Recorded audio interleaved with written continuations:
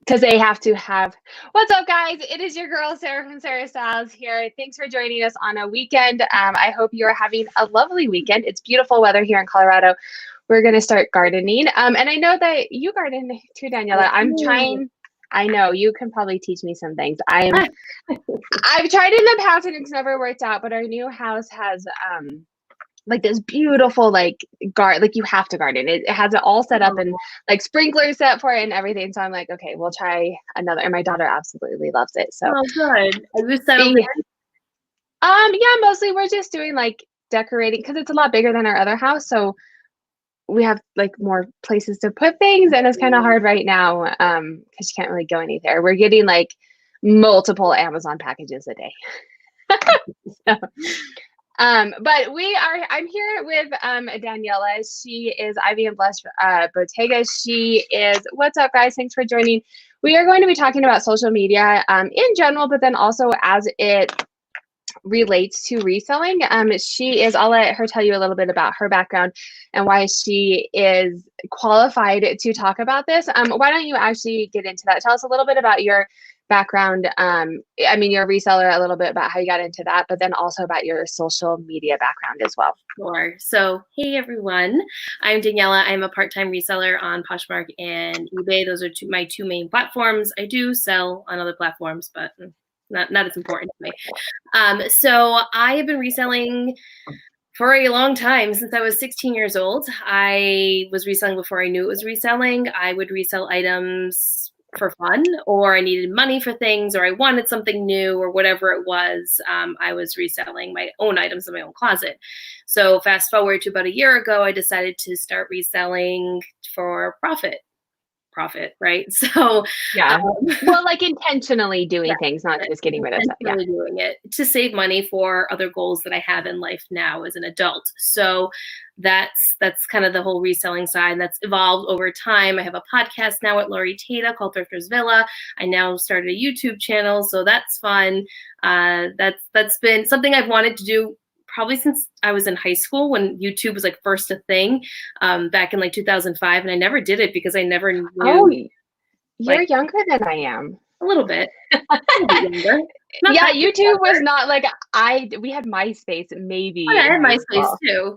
Facebook, I think I was the second generation to have Facebook, or maybe the first generation. It came out in 2004. I graduated in 2005. That's when I got it. So, I mean, yeah. Well, it's crazy with technology because I graduated in 2003, but 2 years of technology back then was like, me and my husband were talking about this, like the cell phone that he had when he graduated and the cell phone that I had, only 2 years apart, where like, he had like the basic flip phone and I like was maybe starting to get data. Yeah. So, anyway, we digress. Yeah, I know. It's like, oh man. So, yeah. Those little things I have going on right now. I have a website that is done. The framework of it's done, but I haven't uploaded any content to it. Like I don't have time right now. I'm an essential worker and I just can't do that right now as much as I want to. I can't. That requires a lot of headspace that I just don't have right now. Did you build the website? So I built some of the framework of it, and then I hired someone to do the more intense code and HTML and stuff that's required for it. I just didn't want to spend the time doing it. My sister is a graphic designer, so she is doing some images and stuff for me. I could do it myself, but there are just certain things where she's just better than I am, just. What platform did you build it on? I'm in the process of building mine, so I'm just WordPress. Curious. So everyone does Shopify, but I don't want to limit myself to just Shopify. Mm-hmm. So WordPress gives me a wider range of things to do. So that's why you know it. Yeah, and I did Squarespace, but. Well, mine's in WordPress too, but it's definitely more complex and you have to know it, but it allows you much more capabilities. I like WordPress and I have experience with WordPress, so it was easier for me to go with them. But I did have to hire someone to do a lot of the code. That was the only thing. So I have that going on. That will launch soon. That has a really cool platform on it where people will be able to choose their price. There'll be 3 designated prices for items, and the proceeds, certain percentages of it will go towards charities, 3 different charities. So that will be fun. Yeah, it'll be something different, and it'll give me another opportunity to sell items to different people out there, not just Poshmark or eBay buyers. So that's fun. And yeah, my background in social media, the whole reason why we're having this live, right, is so I worked in retail for 14, 15 years around there. And my main job in retail when I worked there was merchandising. So I was a marketing merchandiser. I set up stores. I had like a home store that I worked at most of the time, but I also went into new stores or older stores that were remodeling, and I had to go in and create new displays and all that stuff, and looking at the customers that walked into the store, the community that was around there, and that's how we kind of based those productions out of. And then I worked in the bridal industry for a little bit, and that was more of a sales base, which kind of goes into my whole reselling abilities. And then I worked in a consulting firm for 3 years, a little more than 3 years. And that was all social media. I was in charge of the company's social media. I was in charge of other companies' social media and creating images and creating social media calendars for them and all of that. I would do YouTube lives and Facebook lives and all that kind of stuff. So that was my job all the time. And it was a lot, but it was fun. I learned so much from it. I learned so much. Social media is a lot. It's absolutely a lot. And that's why I have you here to kind of talk about it. You have this is what I love about the reselling community is you don't like get a degree in reselling. It's everyone comes with like different aspects and we can grow and learn different things from each other. So I'm excited to have this. We could talk about all the things for a long time, but I want to, I want to kind of hone in on social media today. So I want to talk, I want to start with one, how do you find the time? Because this is your like part-time, you have a full-time job, you're an essential employee and you're working, you work for unemployment, right? So you're working like crazy hours right now. Yeah. So you're doing that, working ridiculous amounts of hours as an essential employee, but then you're also doing all of this reselling and social media. So you mentioned a content calendar, but any other, like, how do you do it? How do you find time to do it all? I schedule everything. So that's the only way that I can stick to my plan is I literally, everything is, so I have like a written schedule that I follow, and then I have a digital one that I follow. And so I need to have it in multiple places, and I follow it like religiously to a T. Okay, I've booked a half hour to do this. I need to do it. I also don't have children right now, so it makes it a little bit easier for me to do that. But when that, they're not respectful of a schedule. Yeah, exactly. It's very different when that happens, right? I'm also very organized. It's just who I am as a person. So once I stick to something and once I commit to something, I'm going to do it. And that's just the way it is. I'm also a Capricorn, so that kind of throws, that's why I'm like that. Just very detail oriented, very type A. And I think that's helpful because I'm not, it's funny because people tell me on social media, I get it all the time. You're so organized, Sarah. And I'm like, I call my husband organized and ask him. He will tell you the complete.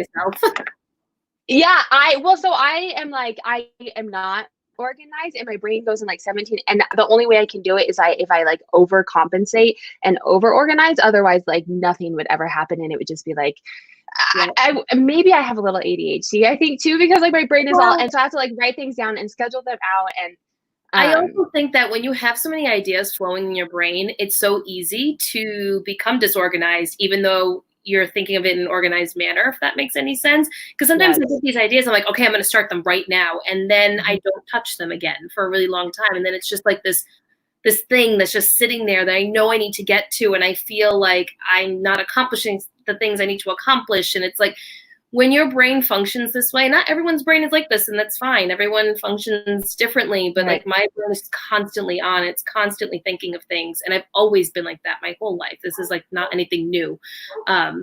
You just find ways to cope with it and mechanisms to use to kind of get you in the right place.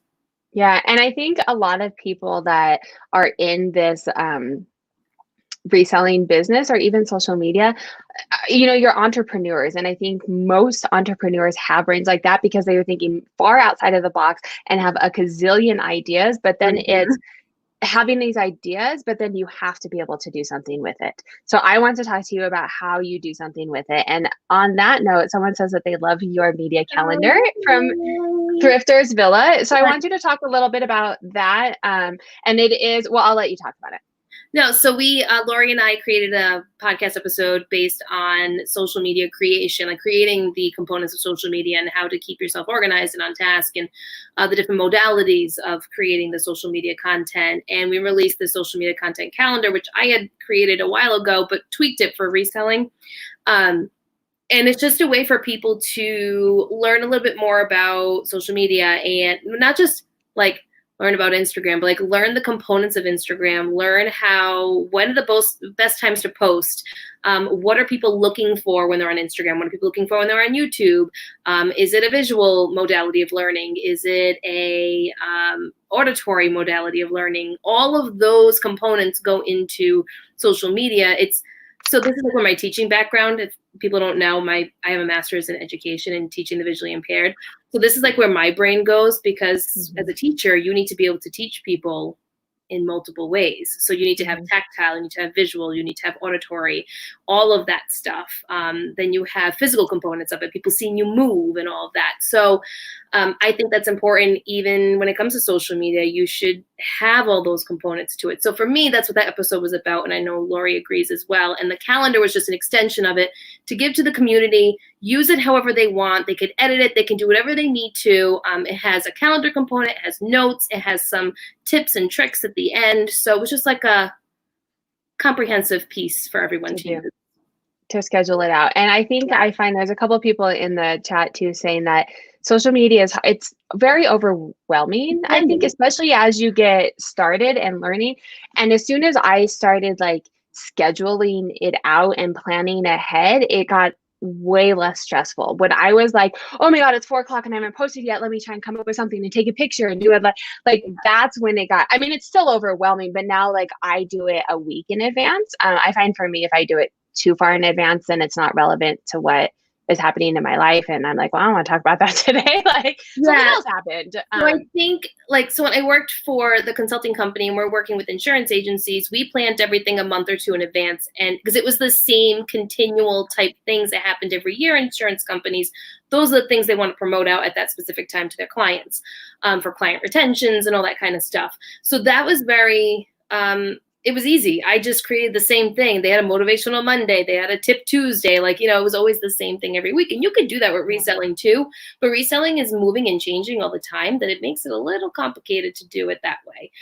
So yes, I sometimes plan things out for 2 weeks. And then 4 days in, I'm like, yeah, no, I'm not posting this anymore because it's not relevant anymore. We've already moved on to the next thing. So how can I use maybe what I've already taken pictures of what I've already planned out, but kind of change the content to fit what's going on now? You have to be on your toes. I mean, you can't drive yourself crazy with social media, because you can. It's 110% possible. Oh, yeah.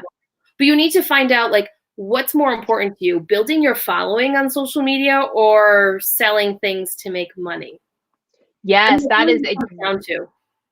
Yes, that's a valid point. And I've heard a lot of people that are like, well, what do I like? How do I get followers? And I think before you get into that, you need to figure out what you want it to be about. Why are you on there? Do you want to connect with people? Do you want to sell things?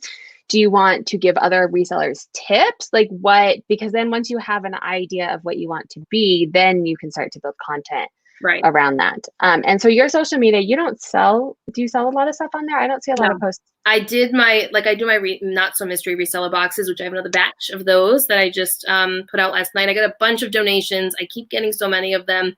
I don't want to list it, or I don't have to, like, some of the items, just things I'm not going to list, or I don't have time to deal with. And I'm just throwing them in boxes and giving them out to people, because not every thrift store is open. And even if thrift stores are open, it's limited quantities of what you're getting at the thrift stores, because they're not rotating inventory out. Things are being quarantined that are being donated. So it's like my give back to the community. So that's the only thing that I've done on Instagram. And the first time around, it was a hit. I mean, I sold 36 boxes total, which was crazy. And I, now that you're saying that, I was like, oh, I was going to look at a box, and I started looking and I got sidetracked and completely forgot until you said that again. Yeah. Well, so Glow Girl Glow is asking, do you have a separate account for your reselling business? Like checking. Oh, you mean my Instagram account? Yes. Oh yeah, I would guess Instagram. Instagram account. Yes. So I have my personal account, which I barely touch anymore, because I'm always focusing on the reselling Instagram page. But I do hop on my personal one just to make sure people know I'm still alive. Like, hey, still here, just doing other things. But yeah, I do a different one. I want to keep that separation between my personal life and then the business aspect of it. I don't like to mesh the two too much. Like I do, like on YouTube and on the podcast, like I mesh a little bit of it, but I like to keep some things to myself. Yeah, and I agree. I have a business account. I didn't even have a personal Instagram. It's kind of funny because I'm on YouTube and Instagram for my business. I am not a social media person personally. I like the last post I did on Facebook for myself was like my kids, I don't know, a month ago, and I don't have an Instagram. I didn't even have a YouTube account until I started a YouTube chat. Like I am not a social media person by any means. But I think it is good. I think it's good to keep it separate for sure. Because then your like friends and family are like, I don't want to keep seeing reseller. I know. Okay, this is a good question. What's your ratio of stories to actual posts? So how do you decide this, and what do you do about it? I guess I've never thought about it that way. I focus on posts more so than stories. So I kind of hop on the stories feature if something's going on or I'm doing something and I kind of want to do a quick like check-in, like, hey, haven't seen you in a while kind of thing, you know, or I'm going live. Like I just did this with tonight with Sarah. Like I'm going live in a half hour. See you guys there kind of thing. I don't use stories to the same capacity that other resellers do. Some people focus on their stories more than posts because that's how they sell their items. I'm not doing that. My posts are also more on like the engaging front, like their educational content. There may be something that's going on that I want to share some knowledge on, or maybe I have a question on something and I'm curious what other people are doing. So that's why I use my posts. I can't say I have a real ratio, but if I were to, you know, really sit down and look at it, I'm focusing 80% of my time on the post over the stories. Yeah, and that's kind of how I am too. I think of the posts as like the content that I want to get out. And then my stories is more like my real life. Like, oh, we went for a walk today. Yeah. Oh, I'm at the thrift store. Oh, like not the pretty pictures, not like lots of content, or hey, I'm noticing this, and do a quick poll, you know, yes or no or whatever. Is kind of, and that's kind of what I get to feel most people are. A lot of people do sell stuff in stories. I think that the reason why I focus on posts more so than stories is posts are what people can search for. Like you can, like if you're hashtagging within your story, people can look for it that way. Or if you're tagging your story, people can look for it that way when they're searching on Instagram. But if people are searching for a specific, I don't know, let's say they're looking at Madewell, for whatever reason they're typing in Madewell, right? And my post either has a hashtag with it or it's tagged or something like that, it's going to pop up. Or if they're searching by region, and let's say the location, I put the location as Massachusetts, then my post will come up given whatever it is that they're looking up. So that's why I do. And that doesn't happen. Yeah, and that doesn't happen with stories. Correct. So I think, yeah, and so to your point, I think stories work to sell things if you already have a following. Right? Like if people know like, oh, they do stories or they have like 20,000 followers. Or I've seen people do a post that's like, hey, today I'm going to do a sale in my stories. And then you would know to watch them. But that's still only people who like always do that. Not like someone with 200 followers. Right. When you have a smaller following, like I don't have a big following. I think I have, I don't know, 3,800, something like that. It's bigger than what I ever anticipated it to be, but it's not a huge following. So I have very loyal followers that, you know, look at my stories and look at all my posts and everything. And I'm very thankful for them. And I love that. And I appreciate them. But I'm not like someone with, like you said, 20,000 followers, or people are constantly checking because they know that they're going to post a haul, you know, at the end of the day with a bunch of stuff to sell and buy. So. And I think that goes back to what you said in the beginning about like, know what your purpose of Instagram is, and people know your Instagram isn't necessarily for selling things. So someone's asking, can you go through the basics of setting up a business account and features? Like the first question IG asks is if you are an actual business or an influencer. Oh my God, I haven't done this in so long. I would have to like go through it and look. I think all I did was there was an option in the account settings, and you can put me on the spot here. I don't remember. Can I get back to you guys on that? Yes, if you, yeah, you're welcome to come back and leave comments on it. Type a link or something, because I'm pretty sure there's a link on how to do it. I know there's a feature on Instagram. I haven't done it in such a long time. I can't remember that it asks you if it's a business account, but I don't know the details, like if you're an influencer or not. I don't remember it asking me that question. Yeah. Well, so if you want to come back and leave a comment or in the chat. Okay. And I just Googled it, but I do want to talk to that a little bit. If you know the difference in like why you would want to have a business account as opposed to a personal one. So for me personally, I'm building a brand, which is why I wanted a business account. So my personal account is me, Daniela Melkasian. That's it. Like, it's all the things that I do with my family, or it's just like my personal account has me powerlifting and gardening and like, it's just food that I'm making, all that kind of stuff. And I incorporate that within my business account to add some human element to it, that I am a real person. I'm not a robot.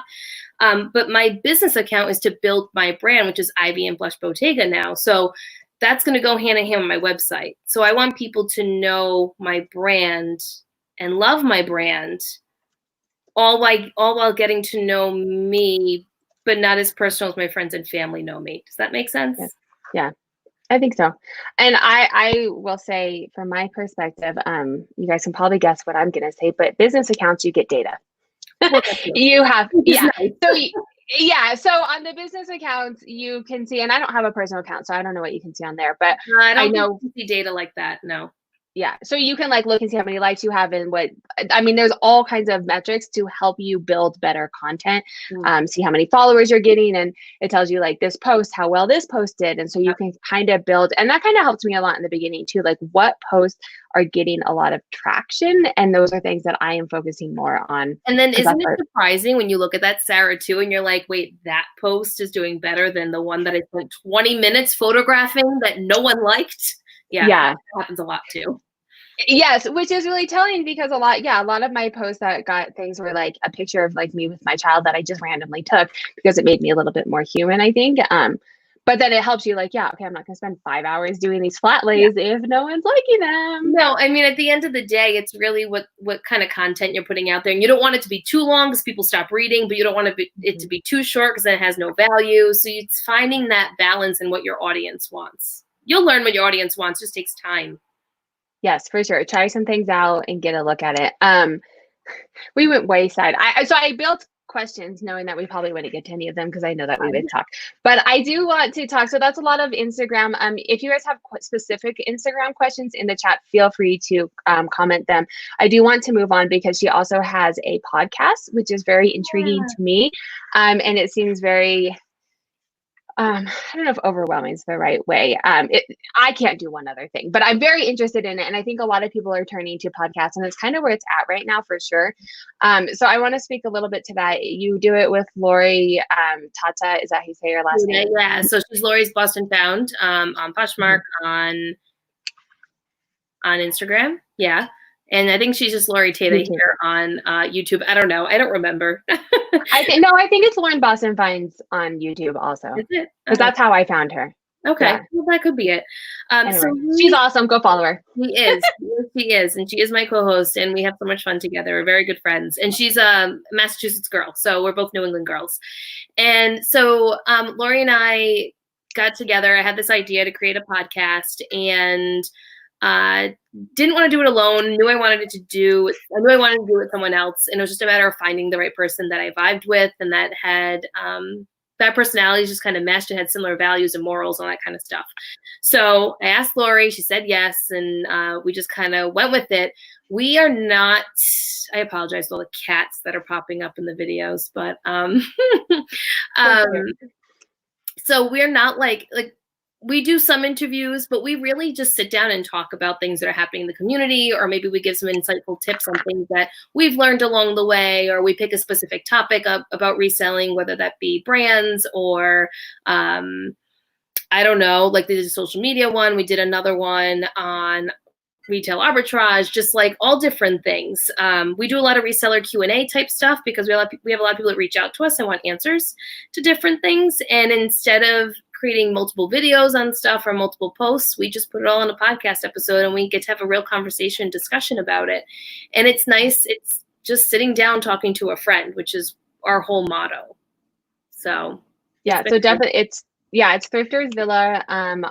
It's on All major podcasting platforms. Yeah. yeah. We just started a website. It's a very simple website, but we have some things we're going to be doing on there.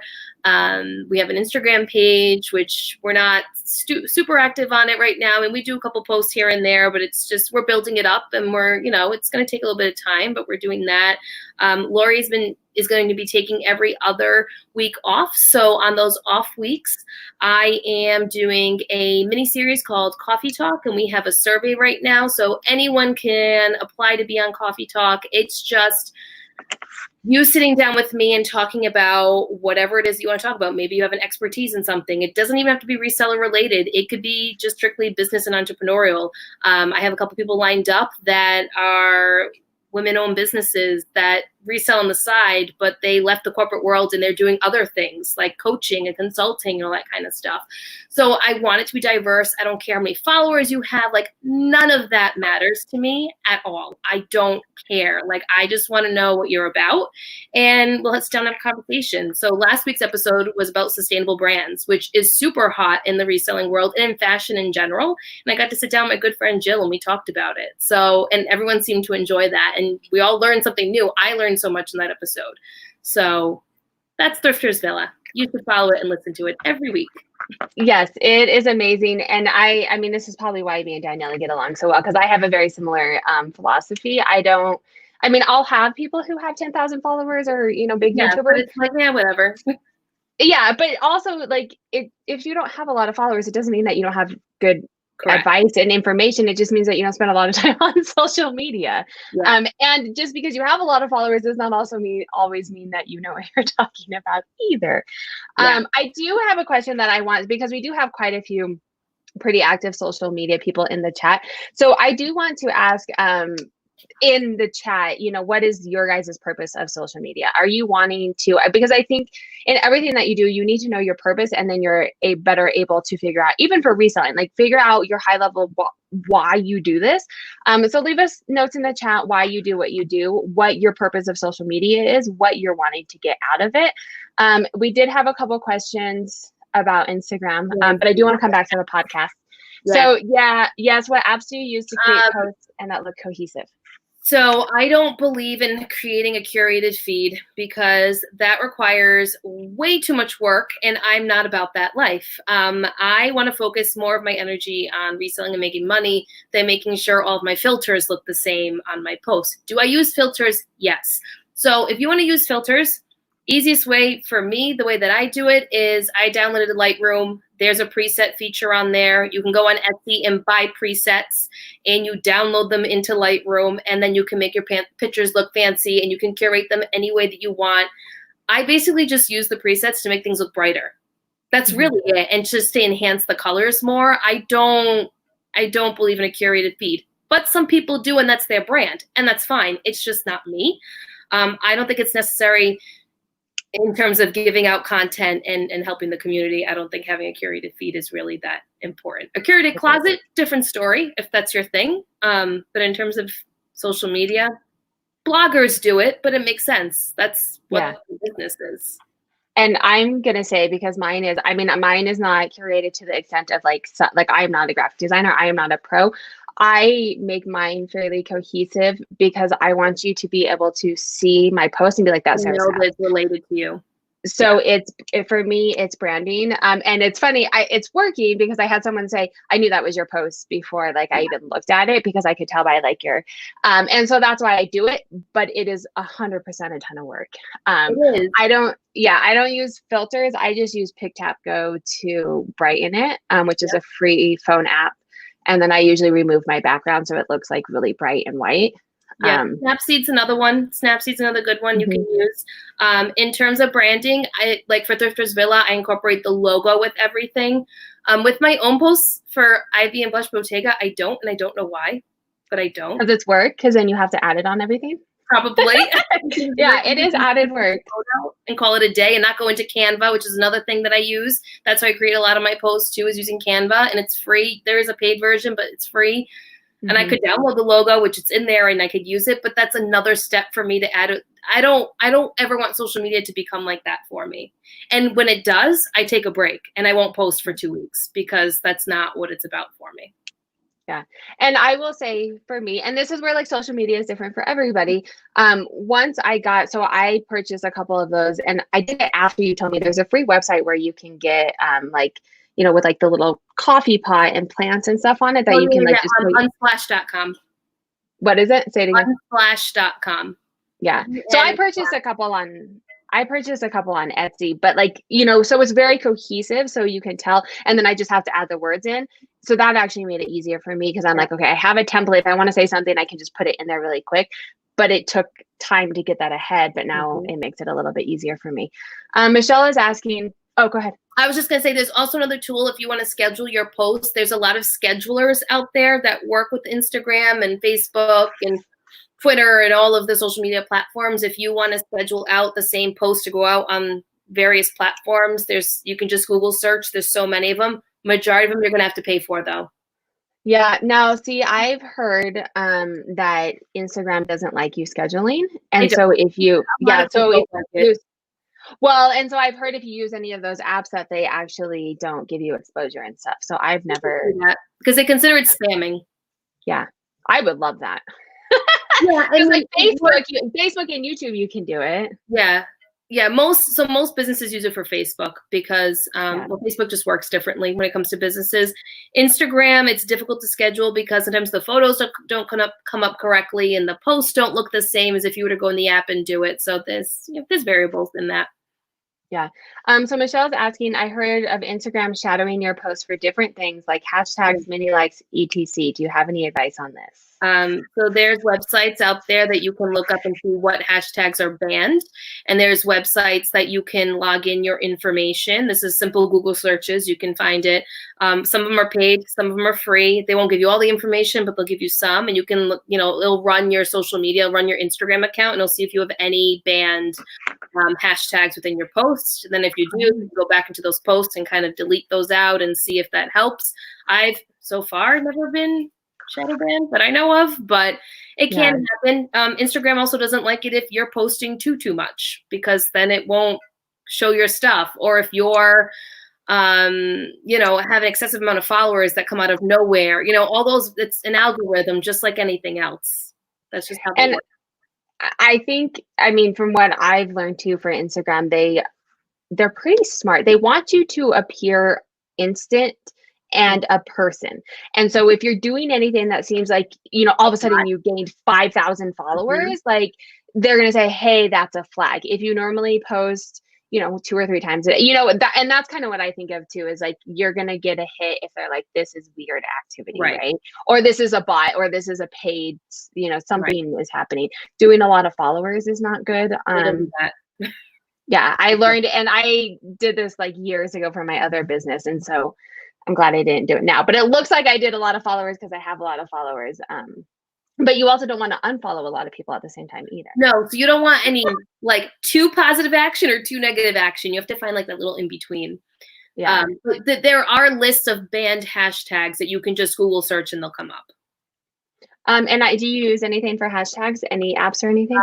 I come up with the majority of them myself.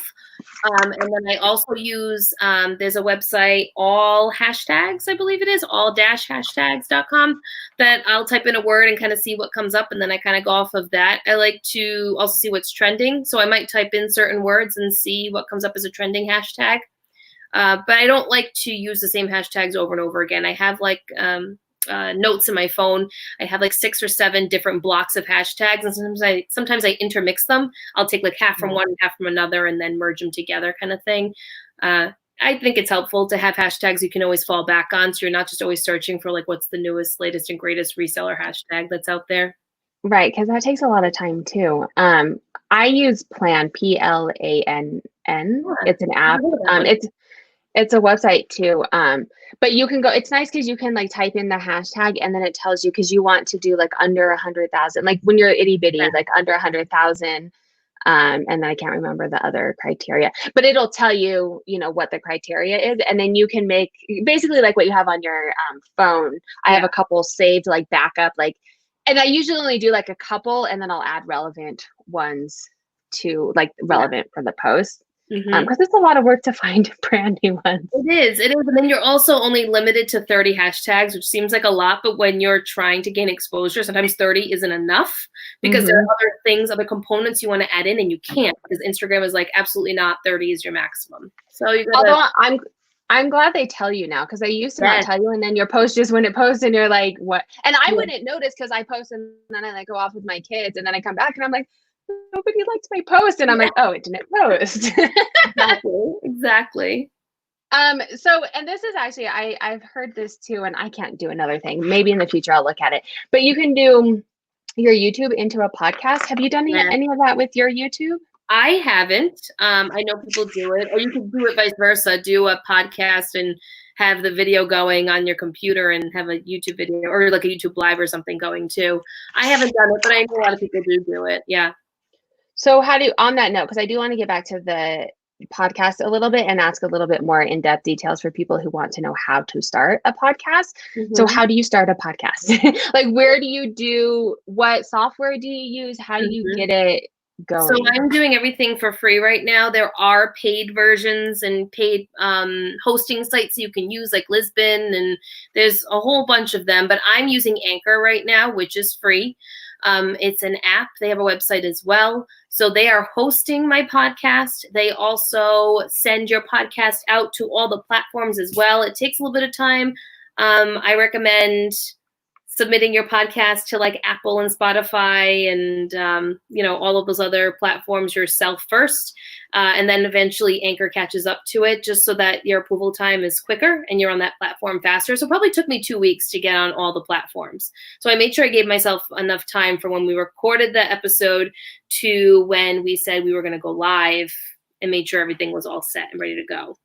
So that's for like your first one, but then once you're up, every time you like upload a new one, then it goes out, or you have to wait 2 weeks? No. Everything happens automatically. Everything happens automatically. It was just that first one. I wanted to make sure I was on all the platforms. So I submitted the applications to Apple. Spotify's linked with Anchor, so that happened automatically. Google Play, I did it myself. SoundCloud did it myself. They push out to different podcasting platforms that I had never even heard of before. So yeah, that's the only thing. The other thing too is I don't record in Anchor anymore. I kept running into technical glitches with it. So Lori and I record on Zoom for the most part and use the audio for it. Probably not the best way to do it, but it works for us right now. We don't have mics or anything. So the audio is good on there. It's easy to edit. I just take the audio file and put it into Anchor, and then I can edit it that way. So you can edit on Anchor, you can record on Anchor. You do everything on there. It's all in one place. So, I mean, this is purely a selfish question. If I were to take like a YouTube like this live, and I said, okay, I want to put it on a podcast, I would export it and then just take the audio and put it into Anchor, and boom, I'd have it. I believe that Anchor now started accepting video files as well for the audio. So they extract the audio from it, and then they do what they need to do on their end, and then you can edit it and post it that way. Podcast is so easy. I know, and I'm already doing it. And here's the thing. I say that I'm going to stop doing things, and then I just keep adding them. I mean, this goes back to the beginning of our conversation, right? I'm like, well, I'm already doing it. Let me just add to a podcast. So keep your eye out. You guys might hear a podcast from me coming soon. It makes sense for you to do a podcast though, because you could take everything you're doing on here and now you're giving it to a new audience. Yeah, right. Doesn't watch YouTube. Right. And it's all very podcastable. I mean, not all. A lot of my content, my personal content isn't, because I do a lot of like visual stuff that you have to see, but like all of my lives, you don't need to see our faces. Correct. In fact, oftentimes I don't want you to see, like, I'm like, oh, I haven't like done anything today. Yeah, that was me. I was like, I have no makeup on and my hair's not done, but here we go. It's real life. Oh, I heard that accent come out. I love it. My husband's, you know this, but for the audience, my husband's from the New England area, and every once his accent comes out, and I love to hear it. So do you pay for your account on Zoom in order to record? No. So if you're doing just audio, they're not going to time you out at that 40-minute mark for the free Zoom. If you're doing video, they will time you out at 40 minutes. So as long as you're not doing video, they will not time you out. As of yet, that might change because Zoom is hot right now. But for right now, it's free for just the audio component. Oh, so even with only 2 people, it'll time you out if you don't do video. Mhm. Because it used to be you could do more, like no more than 2 people, but I think they did change it now that everyone's on. using it. Yeah. So I've had 3 people on Zoom before with just audio, and it didn't kick me out. But that was before all this, the pandemic and everything. So I don't know if that's changed or not. Yeah, they're constantly changing things. Like you have to do a password and stuff now Well, too. they got hacked. So that wasn't good. Yeah. Yeah. No, and it's crazy right now. And I've done Zoom calls where like I can't do video because it like is so slow. That's a whole nother conversation. Yeah. Okay, podcast. So y'all have talked me into a podcast. Yay!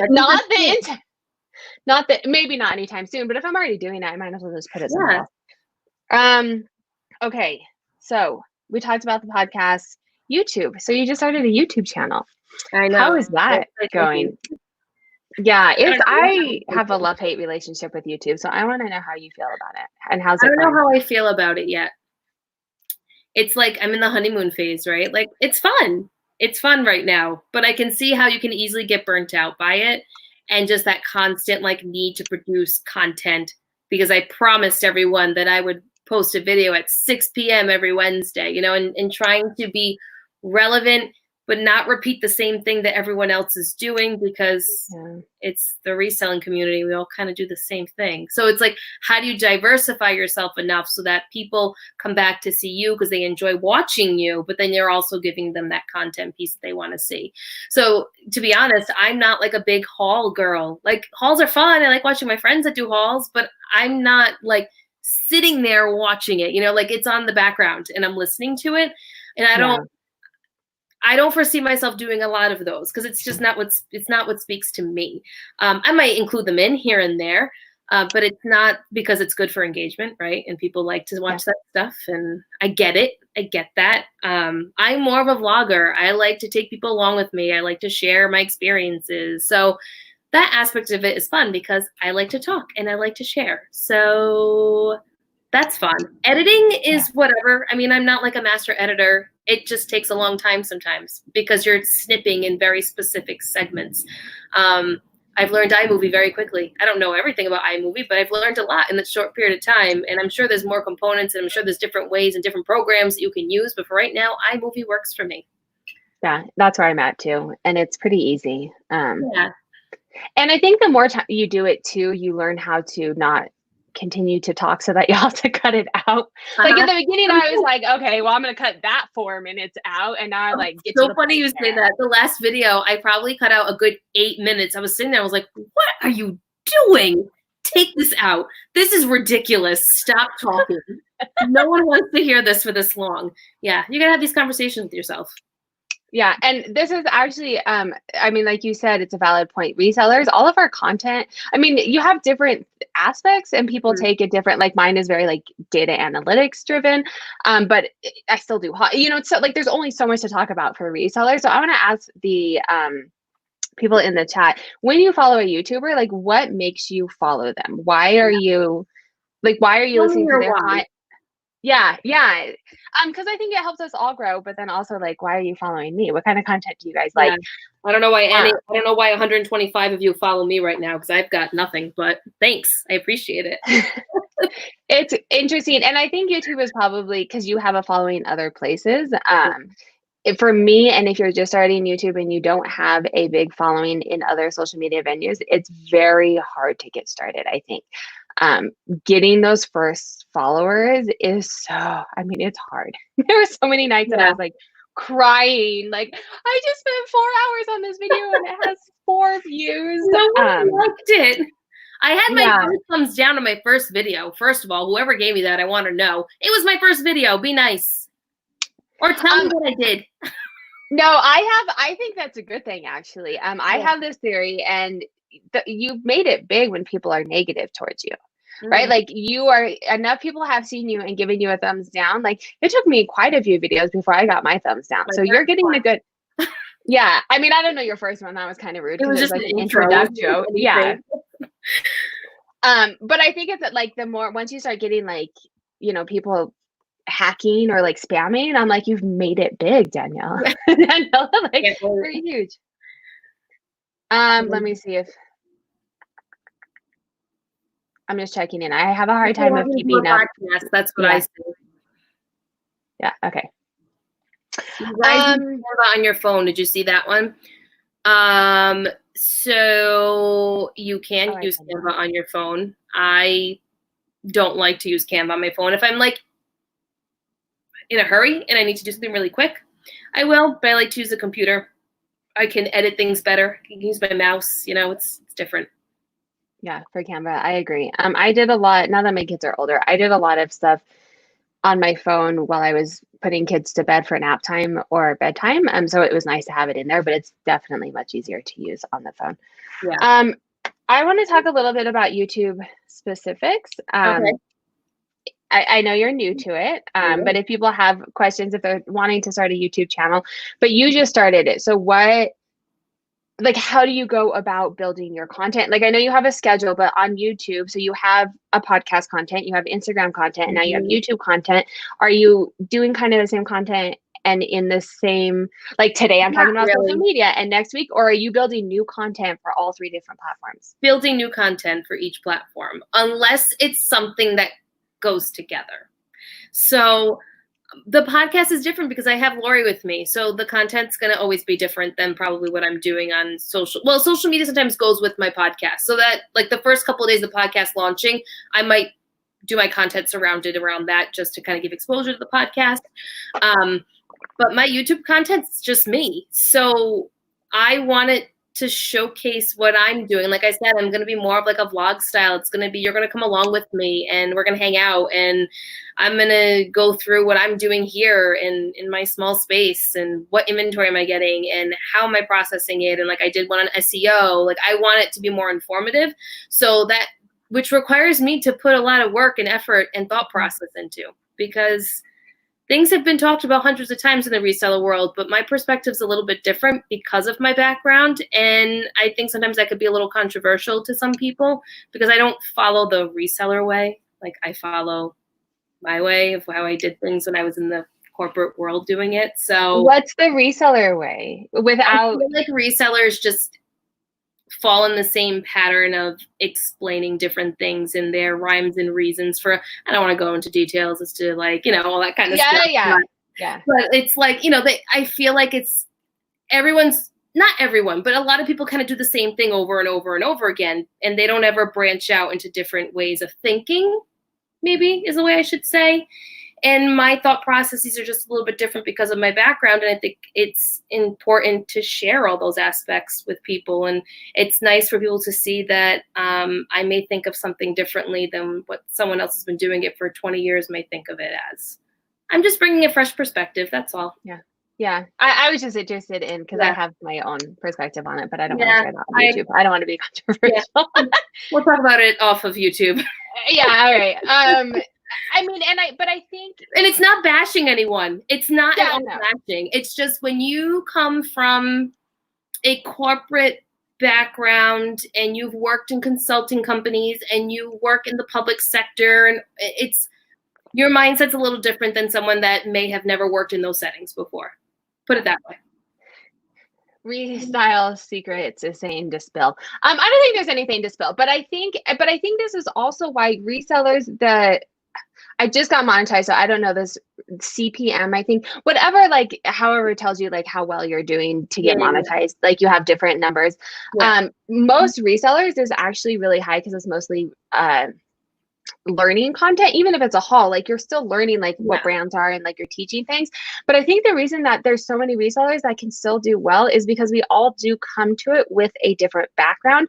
But I think some people are like, okay, cool, I like, Sarah's more analytical thing, where I like this person's more bubbly, fun attitude, and so, like, we all come to it with a different background that I think there's so many resellers out there that there's like one person. That's kind of how I see it. Like, someone follows me because they like my more analytical thinking, and someone's like, you know what, that is way too much analytics for me. I'm gonna go follow someone else. Data, Sarah. And I try and keep it light and fun because I know math can be really boring. It can be. It's not my favorite. I'm not gonna lie. I know, I like it. Agreed. Reselling has been around for years. YouTube has made it a thing. There are heaps of content you can do related to reselling. And I agree. And I think it's interesting when you follow the person, because everyone does have their different perspective on it. So we are getting towards the end. If people have this, I know it went quick. I could talk with you or in general about 3 hours, so no one would still be here, but it's fine. Yeah, I'll have you back on. So we are nearing the end. If people have specific social media questions, you can definitely leave them in the chat right now. We have a few more minutes before I'm going to wrap this up. If you're watching this in a video, feel free to leave it. I can try and answer, or I can make sure that Daniela sees it as well. We are both very active on Instagram, so I don't want to say Daniela. Yeah, okay. I was gonna say I'm pretty sure she would be fine with a DM as well. So I want to talk about the monetary impact of social media, why you do it, and money wise, are you making money at it? Whether it is like Instagram doesn't pay unless you do like a sponsorship. No, a sponsorship, it's not paying you. Right. But are you, so this is a kind of a two-part question, because podcast can pay and YouTube can pay. I'm not going to include the Instagram one, but so is it worth it for getting paid on a podcast and YouTube? And then second part, or first part would probably, sorry, let me start over again. First part would be, yes, you are a reseller. And are you noticing an impact in your sales? And I know you don't sell directly on Instagram, but do you do it for that reason at all? And are you noticing that you're getting better sales from being on social media? And then part two is monetary, YouTube paid, Instagram or podcast paid. Does that make sense? Yes. So part one, I don't see a difference in my sales with my followers, to be honest with you. I mean, if you do follow me and shop my closet, great. I appreciate you and everything that you do to support me, but it doesn't correlate for me right now. But I have a small following, and people have thousands and thousands and thousands of followers. I'm sure it's different. I'm sure that their followers on social media are the ones mostly shopping their closets or whatever it is they sell, right? It doesn't have to be reselling. It could be anything. Podcast, we are monetized with that. So with Anchor, you get an initial ad that they give you, which is just an Anchor sponsorship ad. And then they push another one out a little further along. I search for my own sponsorships for the podcast. And there's various websites to do that as well. And you can reach out to people and see, hey, I have a podcast. Here's what it's about. This is what my rate would be. Would you be interested? Or some people want to give you products to try and all that kind of stuff. So do I think it's worth it to be monetized in a podcast? I mean, it's extra money. It's money I wouldn't be making for content that I'm producing. So yeah, that's great. It's not, I mean, I'm not making thousands of dollars off of it. Lori and I are splitting the costs. I mean, the profits, obviously. But it's not, I mean, it's good extra money. It's maybe a couple hundred here and there. I mean, it's not, and it depends. Well, let's do compare, because everyone's like how much it is different. Like everyone has a different perspective compared to your reselling. Oh yeah, it's so much smaller than my reselling. It's what? So much smaller amount in terms than what I'm making on reselling. It's minimal, and when you look at it that way.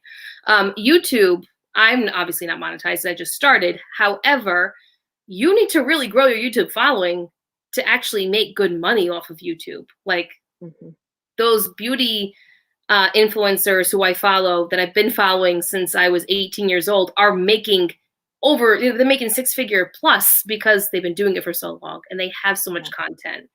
So people are watching all of their videos and they're getting paid for they have thousands and thousands of videos. So it's a lot of work, even on YouTube. You're monetized, right, Sarah? Yes, but as I love this, and I'm going to quote her all the time. As Denali says, you make hundreds of cents. It is not. Yes, it is. And yeah, there's probably I think I looked at the stats once, whether I decided whether it was worth it for me to do or not. And it's like the top 2% of YouTubers can do it as a living, right? Like it would supplement your income.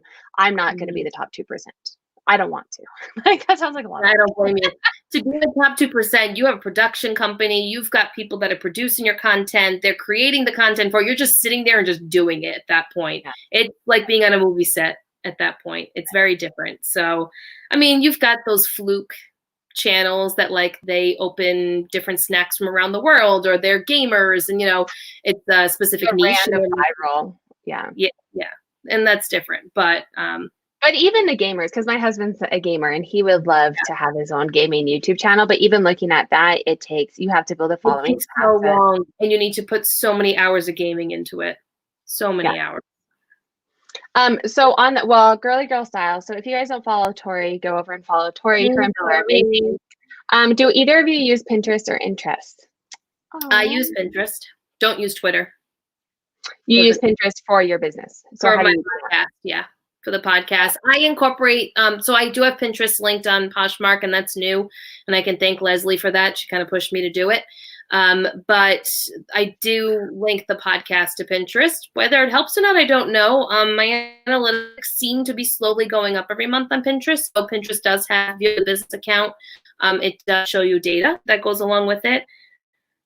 I'm fairly new to it, but I do use Pinterest. Yes. Do you, Sarah, use Pinterest? Yeah. So I will know. Not for Instagram or YouTube. I don't know how. Well, I have my Pinterest on YouTube, but I don't think you can send content that way. But so Pinterest from the back end is a search engine, and it's one, I don't remember what number, but it's one of the top ranked search engines. And so having it, like, you want to Google is like up there, right? Like, you want your stuff to come up in Google. But so I send all of my Poshmark and all of my eBay listings to Pinterest, not necessarily because I think people are going to be checking my Pinterest board, but then it ranks it on Pinterest. And I mean, think about it. When you search on, you're searching for something, a lot of times the Pinterest post is what comes up. So I use it for my selling, not necessarily like social media, but to get ranked. Tori is saying she wants to curate her Pinterest. I don't even look at my Pinterest. I don't even know my Pinterest login. So my personal Pinterest, I have a personal one, and that has like all the house stuff and like, all those, my wedding board is on there from when I was planning my wedding and everything. So my business one it's got like nothing on it. It's got my podcast on it. That's about it. I don't even know what mine looks like. I just send it somewhere and then it goes off and then people view it. It goes. Yeah. So if anyone has any specific questions, go ahead and ask them here. I do want to make sure too, I am all about shameless self-promotion. So I want to thank everyone for joining and watching and learning. I hope you learned something new, but feel free to shamelessly self-promote you as well. Drop your handles, drop your closets, your eBay stores, all of those things. Leave those in the comments. If you're watching this in the recording, feel free to leave them in the comments as well. I do have one question for you, because we are both saying that you don't make any money doing social media, but it is very time consuming. Yes. Why do you do it? I do it because I want to spread knowledge that I have, things that I'm learning. I want to help the community. That's really what it's about for me. It's not for my own personal selfish reasons, is I just want to meet people and I want to be able to help them in any way that I can, even if it's just to be friends, right? And say hi, because you don't know what someone's going through and they may need that connection with someone. And we have a similar interest, which is reselling. So that's what it is for me. So yes, it is time consuming. And yes, it requires me to sit down and methodically think about things. But at the end of the day, if I've touched one person, I've been able to help them in some way, or maybe give them a tip, or maybe help them think of something new to do in their business, then I've done my part. So that's why I use social media.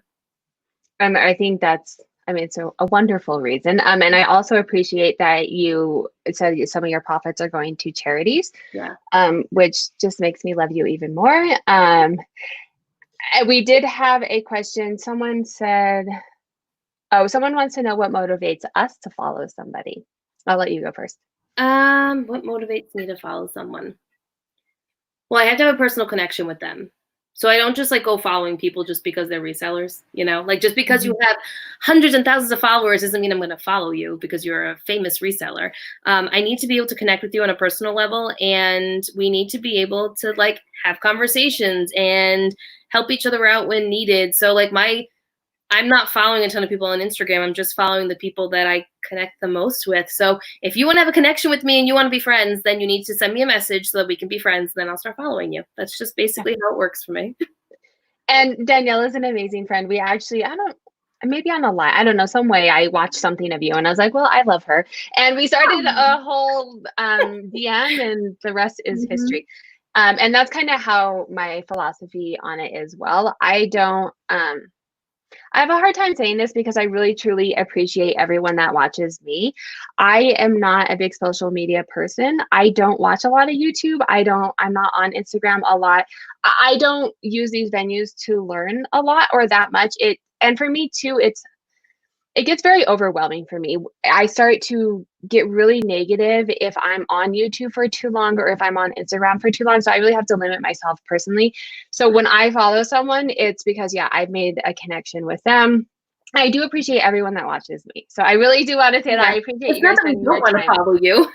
Yeah, but I mean, I'm like you, I don't just randomly go follow people, and I don't know a lot of the like big resellers. I know some of them, like, I know Denali now because we made a connection in a different way.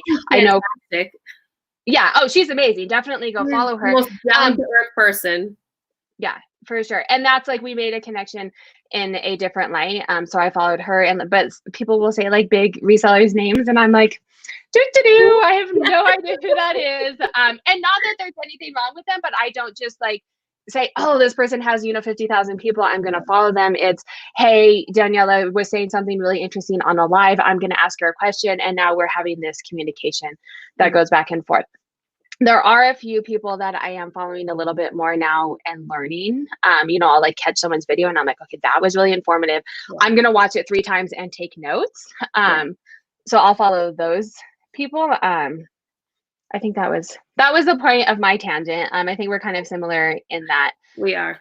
And I appreciate, I'm learning at all of this. You can do these like, I don't know what these are called, but whatever these, yes, thank you. See, I'm not a consumer because my husband will be like, Sarah, you need to add that to your channel. And I'm like, oh, what is that? Like, let me go figure it out. I don't know. I've never used StreamYard, so I don't know, besides coming on live. Well, you started me. I figured it out. You were my first live months and months ago. Again, I mean, Sarah likes me. Yeah, I know. Well, we have good conversation. So I appreciate everyone for doing a super chat. I really do appreciate it. I am going to sign off because we are going to go garden a little bit and have dinner. If you guys have any more questions about social media, definitely reach out to either one of us. If you like content like this, make sure to hit that subscribe button, hit the notifications so that you can get notified when new content is coming out. I am doing a weekly, every Monday, 6 p.m. Mountain Standard Time. It's an accountability chat. Anybody is welcome to come. I have 3 spots available for the video. It's the first 3 people that send me a DM, get that link, and then definitely join me in the chat. It's a check-in. How was your week? What successes did you have? What goals did you have? It's kind of like my staff meeting, right? Because we don't have coworkers, and it gets very lonely and isolating, and my husband can only listen to so much of my reselling, and he can't have the conversations back and forth. He's like, yeah, that sounds cool, but like he can't be like, well, did you think, so it's definitely selfish, but also for other people, because if I want it, I'm sure there's other people out there that want it as well. So that is open to anyone. 6 p.m. Mountain Standard on Monday, open to anyone. Join me there. Wednesdays, I'm also doing my mentorship with Chris, and I am learning Chris from Daily Refinement. I am learning so much stuff from him. So awesome. Yeah, that's crazy. So definitely follow those along. And then I do a lot of these lives because I don't know hardly anything, to be completely honest. I am only a year and a half into reselling. I have a background in data analytics, and also doing some upcycling, but there's so much stuff that people can share with us. So if there's content that you would like to see, if I can't speak to it, I will hunt down someone who can speak to it and have them on my live. If you have something that you're like, hey, I'm, an expert in this and I want to come on your channel, send me a DM for that as well. I hope everyone has a good weekend. That was a really long spiel. I'm sorry. You try and get it all out and then it just like rambles on. So I hope everyone has a good weekend. Daniela's information is in the description down below, so follow her on all social media. She has, there's Lori. Lori, she talked about you, but you weren't here, so yes, all good things, Lori. Follow Lori. A lot of the people on the chat too have great, amazing social media as well. So on that note, have a wonderful weekend. And it's a long weekend. I don't know if you really noticed it because like I don't have to go to work on Monday, so that's great. Oh, I guess that's true. My husband's off, but we usually do like it's the weekend that the pool's opened, and now Yeah, I no know. polls are open. So that's kind of sad. But I hope everyone has a great weekend, and I will see you guys on Monday. Have a good weekend. Bye.